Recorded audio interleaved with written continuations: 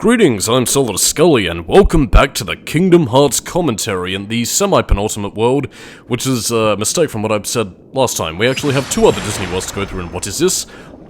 Yeah, he's naked right now, technically speaking. Oh well, one for the fangirls, I guess. But anyway, we are in one of my least favourite worlds, or at least one that I'm conflicted about. But wait, what is this? Come on, Boobs! Wait! Slow down! Don't leave me behind!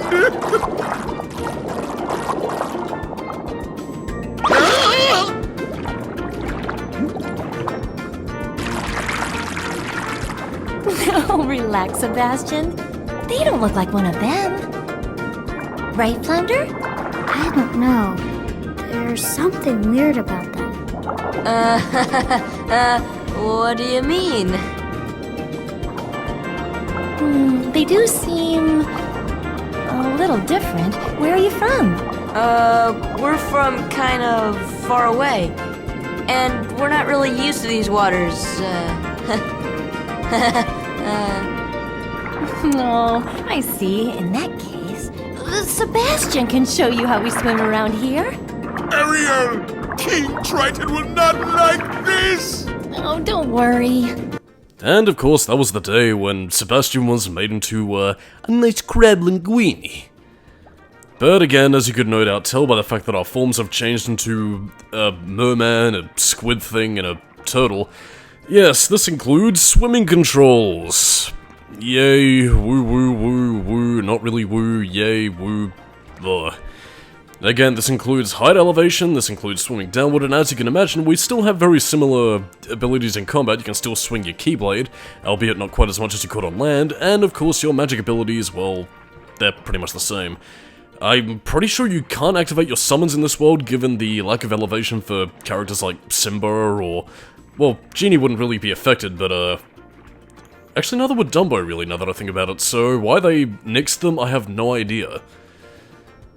But anyway, this is pretty much a tutorial segment to get you used to the swimming controls, and, well, this is a bit of something that's, well, kind of half and half for a lot of people in terms of how they respond to Atlantica as a world, but again, as you are no doubt hearing for one part, and I mean this part only, yeah, guess what our overworld music is?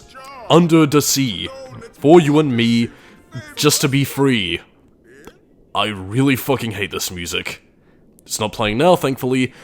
And again, we also get a battle theme that is equally baffling. Like, it seems to be a little bit too, lighthearted, for the lack of a better phrase. Like, this is more like playful, fun-time antics. Something that could basically kind of equate to a less cool version of the Destiny Islands battle theme, particularly that when you're fighting against, you know, Titus, Selphie, and Waka.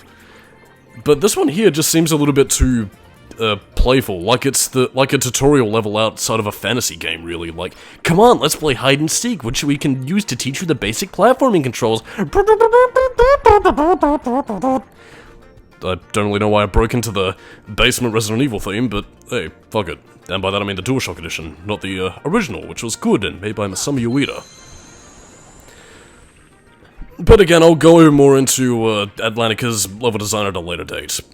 And as you can tell, like, I mean, not for nothing, there are a lot of interesting facets towards Atlantica's design that don't entirely embitter me to this world as a stage. It's just got a few negatives that just, I don't know, take the sting out of it for me, if that makes any sense. We'll get to be seeing what that is later on, but again, as you can no doubt tell, since we have boobs, we're gonna be including her. And since we have boobs, that means, oh yeah, except for the fact that she's 16, which means, oh no, Solidus-Skully is going to jail. Allegedly. Well, I mean, to talk about a bit of trivia, I believe Jodie Benson was like 21 years old when she took the role as Ariel, so Jodie Benson was at least legal. And I believe she was actually in her 40s by the time she voiced her in Kingdom Hearts, so yeah, and like, I mean, she does sound relatively similar to how she did in the movies, so don't really know what to say. Anyway, on less perverse matters, to talk about level design itself, again, much in the same vein as a bit of a similar problem that Halloween Town actually had. Heartless tend to spawn everywhere, you can't access treasure chests or anything of the sort. Although there is a little bit of a point in that as well. Like, I mean, the fact that you have Heartless flying everywhere means they can spawn depending on your level of elevation, so again, you can't really go like 5 steps without getting attacked by Heartless, which isn't necessarily a problem if you're one for grinding or whatever, but it becomes a little bit annoying when you're just scouting around the grounds and you have to kill every single Heartless before you can even do anything. But again, there are a few interesting facets here and there, namely these clams, which pretty much take the place of the treasure chest. You have normal ones like this that you can strike with your Keyblade to pick up specific items and materials, like, for example, you can get ethers. I believe coming up shortly we'll be able to pick up some mithril shards. So again, like, I mean, you do get some pretty decent, you know, treasure rewards, for the lack of a better phrase. But again, therein lies the problem. You're constantly being attacked by Heartless, and you're constantly having to stop every 5 seconds to get anywhere, so it becomes a bit of an exercise in frustration to constantly have to stop, battle, just to, you know, get the things that you want, so I don't really know what to say. But to go back to the clams for a second, they do actually make the best use out of Sora's abilities, because some can only be activated by fire, some can only be activated by thunder, blizzard, so, like, I mean, it does make use out of your basic magics. Again, I guess assuming on whether or not you chose this one first before you attempted any other sort of worlds in the second tier, it doesn't quite go for the more complex magics like stop or anything, so you don't really have to worry about anything there, but again, it is at least interesting that they do help get the best use out of Sora's abilities. And they are color-coded for your convenience, red being fire, yellow being thunder, blue being blizzard, so yeah. And I mean, even in that sense, again, being the sucker for underwater levels that I am, I do love the sea ambience, but again, we get back to the theme being prevalent, and it kind of sucks any atmospheric tension out of the scene that it does, so I am very much at ends with this. I mean, if it wasn't for the fact that we had boobs, by which I mean Ariel, I'm gonna stop that now because that's getting quite annoying. Yeah, if it wasn't for the fact that we had Ariel as our partner, who's actually pretty useful.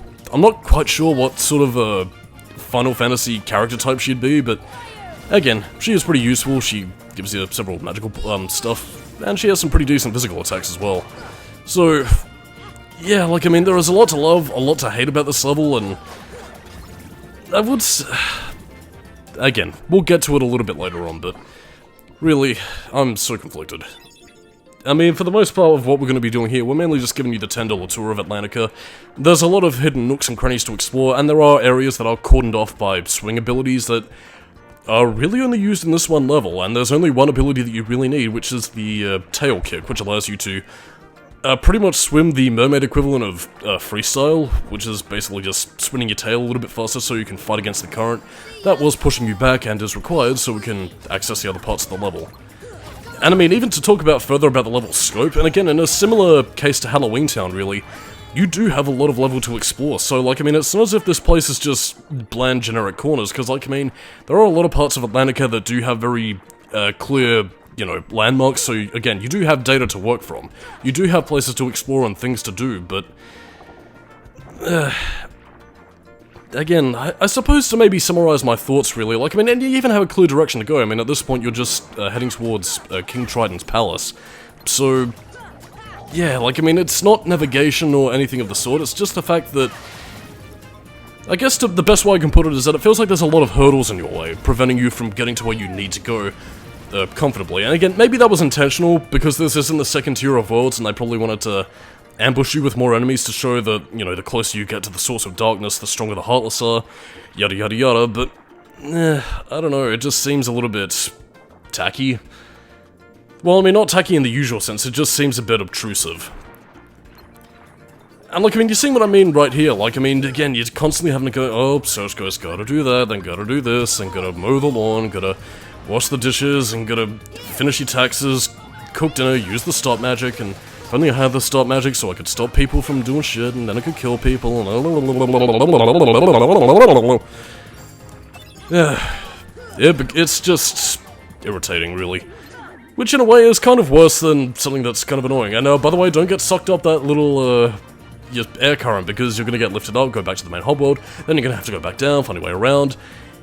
And, like, I mean, it's meant to be a convenient way of getting you back to the, primary area so you can explore for more stuff. Oh, by the way, this is another white mushroom area. We don't actually go back here until a little bit later, and there is actually another little secret that I'll be talking about a little bit later. I think I actually might run across this during the general run-through, although I don't really have any idea, or at least I didn't have any idea what it was until I did the research for, you know, endgame stuff, so yeah, I might either be doing a bit of editing for the next couple of videos, or I might be just finagling around it, but yeah, this is another White Mushroom location, and again, if you need to get some more magic arts, then feel free to grind, dude. Just provided that you know what sort of abilities they were portraying right there. The one they were portraying immediately was Stop, and again, you can tell what they are because, well, they freeze in place, obviously. And I suppose that's also another thing I could possibly bring up, just to pad out for time, really. Yeah, there are only really specific locations where some of the White Mushrooms will perform some of the more advanced magic, so to speak. Like, I mean, for the Gravity Magic one, you basically be having to go back to Agrabah to unlock some of that stuff, so yeah, it really does depend on you knowing your stuff and knowing where exactly to farm for specific magics. I believe Deep Jungle is also another one, like right back in the treehouse where Tarzan was born. So, yeah. And of course, this is me realizing that, oh yeah, maybe I should use Blizzard, because I'm a dumbass. And that's where we get our Mithril Shard. Again, you can probably tell with more advanced, or at least more obtrusive means of having to access these clams, that yeah, they give you a bit more of a reward. Cause you know, like in the old Chicago days, took them to the cleaners, 600 clams, they all's mines. But yeah. This is also the place which is, becomes a bit plot important, because we get some powerful, if annoying, Heartless. This is where you can access Ariel's Grotto, but we don't need to go there just yet. And of course, this is pretty much the main hub area where you can pretty much just nexus off towards a bit of a cool encounter, and of course, well, King Triton's palace, so bada bing, we do the fucking thing.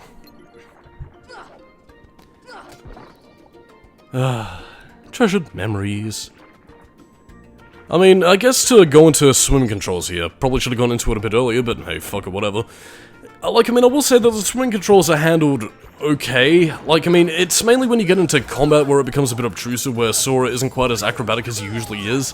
And I mean, that's even taking into account Kingdom Hearts 1 being a lot less acrobatic compared to what future games from Kingdom Hearts 2 onwards would be, but I don't know, here in particular it just seems to be a little bit sluggish and kind of an Onimusha kind of way, if that makes any sense. Not quite as restrained by tank controls, obviously, but I mean in terms of, like, you know, the 1, 2, or 3 higher attack. We don't really need to go here yet, but, yeah, if you want to access a certain treasure chest, feel free to go into Ariel's Grotto and, have a look at her thingamabobs and thingamajigs and bizarre items that she doesn't have a name for, including the thacky ones that come from a young woman's life. And we almost got a good look at something else right there, so, yes, Solidus-Skully is going to jail. Oh yeah. And no matter how hard you try, you cannot access the surface, even though I'm pretty sure this is where she saw her true love, Spider-Man. And I kind of mean that because I believe the Prince dude, I can't remember his name, was voiced by Christopher Daniel Barnes, who ended up going on to voice Spider-Man, who I think was, like, legitimately age-appropriately voiced in this game. Like, I think he was 16 when he took on the role, so, yeah, good onwards for spot-on casting, I guess. But I mean, like, I will say, compared to Halloween Town and most other areas in the game, like, I mean, I really do love the artistry that the in-game designers, and I suppose even the original film had. Like, I mean, it portrays Atlantica as, like, this very... Like, it portrays it as sort of a lost, but also a very regal sort of kingdom with, like, a lot of vibrancy that really takes advantage of the undersea life and, you know, construction and all that, so... Again, like, I mean, it's part of the reason why I am a sucker for underwater levels. Like, I mean, either for the dilapidated sort of research and military bases aesthetic that you usually have in some video games, or even for, like, just, you know, absolutely beautiful, unique landscapes like this. It's... Again, like, it's very warm and inviting, man, and I kind of love it. Such a shame they didn't have ambient and beautiful music to go along with it, but hey, you won't be hearing it because, much like in Shade of Memories, I'm going to be replacing the music in the next part with the musical stylings of Devil May Cry 2 with the underwater Lucia levels. So, yippee-yo, kaye. Mithril shards ahoy, and more items for our synthesis. Like, again, I'm probably making more of a bigger deal about this than I am, but again, you really could have gotten for something a little bit more somber, and again, Kingdom Hearts 2 does go a long way to fix this, in terms of having the overall music be something a little bit more melodious, if still fitting within the Little Mermaid Disney canon, so they do fix that, but Kingdom Hearts 2's Atlantica has issues of its own, and well, we'll be getting to that in a later date, but in the meantime, let's go and meet King Salami Nipples.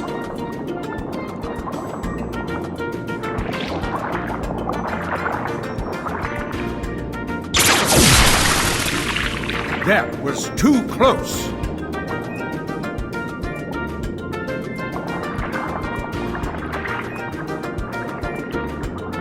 As long as I have my trident, I will not tolerate those creatures inside this palace. Seriously, dude, look at his fucking salami nipples. Daddy? Oh, Ariel, when will you listen? It's dangerous out there. Strange creatures lurk outside.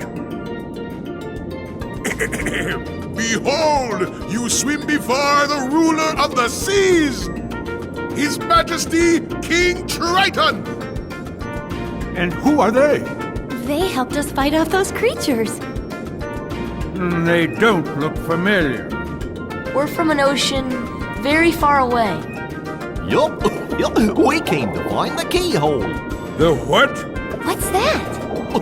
Well, it's There's no such thing, certainly not here. But Daddy... Ariel, not another word. You are not to leave the palace. Is that clear? Oh, no, King Salami Nipples made boobs very angry. Oh, Sebastian, me Rastafari man, what am I gonna do with me girl pal? Perhaps I'm being too strict. I'm just concerned for her safety. Of course, Your Majesty. But I must admit, now I'm quite curious about this keyhole. That need not concern you, Sebastian. Have you anything to report? Just as you suspected, Your Majesty, they seem to be coming from Ursula's grotto. I knew it. That sea witch is up to no good again. A sea exile from the palace has taught her nothing.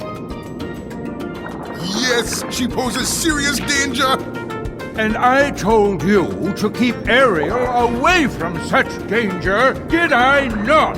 Your Majesty, please,